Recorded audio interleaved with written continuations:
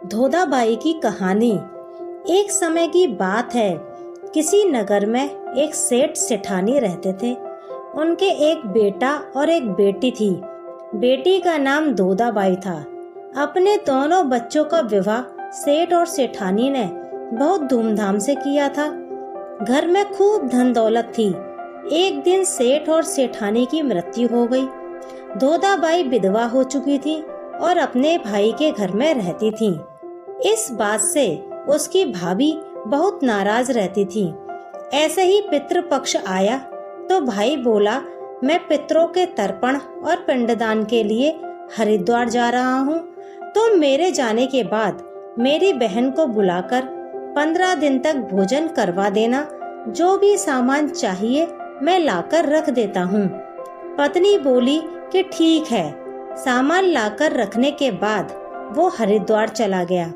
उसके जाने के बाद उसकी पत्नी बोली कि मेरी बहन का नाम पौधा है और ननंद का नाम धोधा है। धोधा को भोजन ना करवाकर पौधा को भोजन करवा देती हूँ। ऐसा सोचकर वह अपनी बहन को 15 दिन तक आकर भोजन करने के लिए कह आई।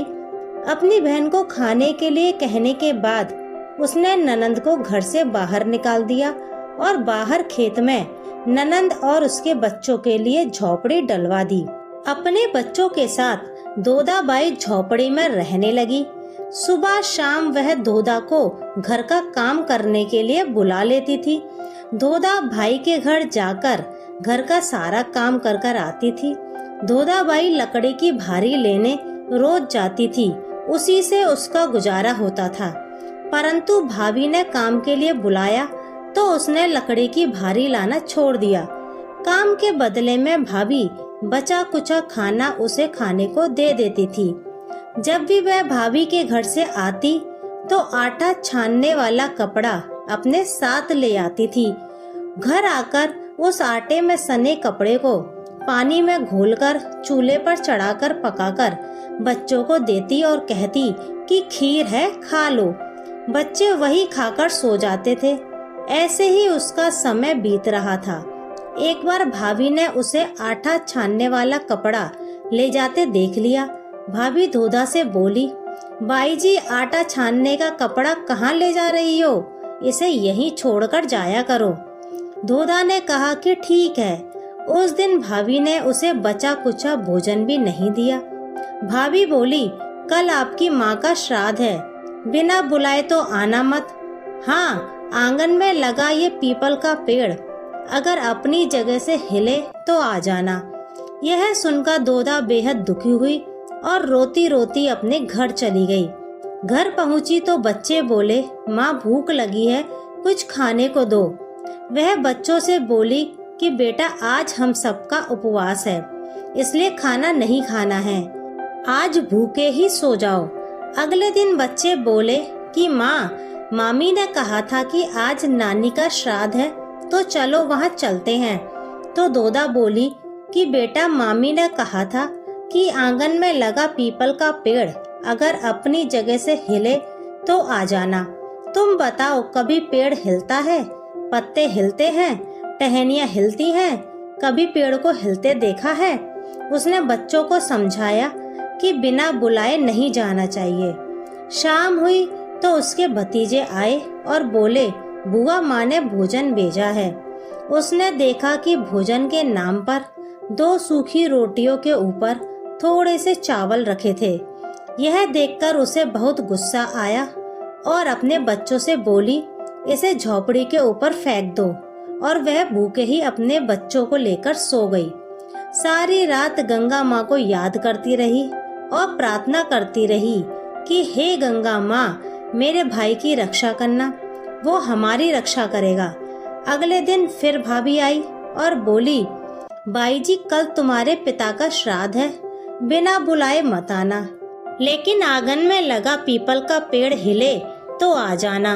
अगले दिन भी वे भाभी के घर भोजन के लिए नहीं गई। शाम को फिर उसके भतीजे आए और 2 सूखी रोटियां चावल के साथ दे गए।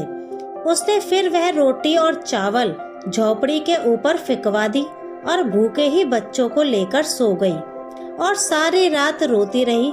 माँ गंगा से प्रार्थना करती रही कि हे माँ गंगा, मेरी भाई की रक्षा करना, वो हमारी रक्षा करेगा। इस तरह पितृपक्ष के 16 दिन बीत गए। उसका भाई वापस आया तो उसने देखा उसके घर के आंगन में कीचड़ ही कीचड़ भरा हुआ है। उसने अपनी पत्नी से पूछा कि इतना कीचड़ क्यों है, मेरी बहन और भांजे कहाँ हैं? तो उसकी पत्नी बोली, श्राद्ध के पूरे 16 दिनों तक मैंने तुम्हारी बहन और भांजों के पैर कच्चे दूध से धोए हैं, इसलिए यहाँ कीचड़ हो रहा है। तुम्हारे पीछे से मैंने उनकी खूब सेवा की, खीर पूरी खिलाई, फिर भी वो मुझसे नाराज होकर खेत में झोपड़ी डालकर रह रही हैं। भाई खेत पर पहुंचा तो वह देखता है कि वहाँ कोई झोपड़ी नहीं थी, वहाँ एक आलीशान महल बना हुआ था जिसके आंगन में उसके भतीजे खेल रहे थे। उसने जाकर अपनी बहन से कहा कि बहन ये सब क्या है? तब उसने अपने भाई को सारी बात बताई और बोली, भाई जो तुम्हारे आंगन में कीचड़ है वो कच्चे दूध से नहीं बल्कि भाभी के व्यवहार से, जो मैं दिन रात रोती थी उन आंसुओं के पानी से हुआ कीचड़ है।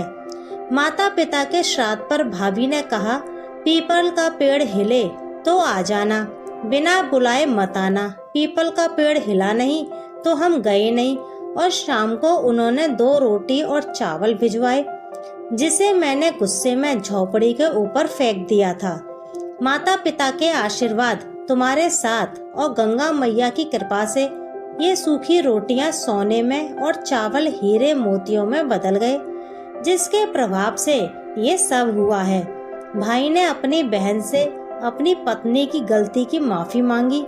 भाई ने दोदाबाई से घर लौटकर चलने को कहा तो दोदा बोली, भाई गंगा मैया ने तुम्हारी रक्षा की, तुम हमारी रक्षा करोगे, लेकिन अब हम यहीं रहेंगे। ये सुनकर भाई ने अपने माता पिता को याद किया और बोला, मेरे पितरों ने जैसे मेरी बहन और भांजों की रक्षा की, उनके दुख काटे, वैसे सबके काटना, सबकी रक्षा करना।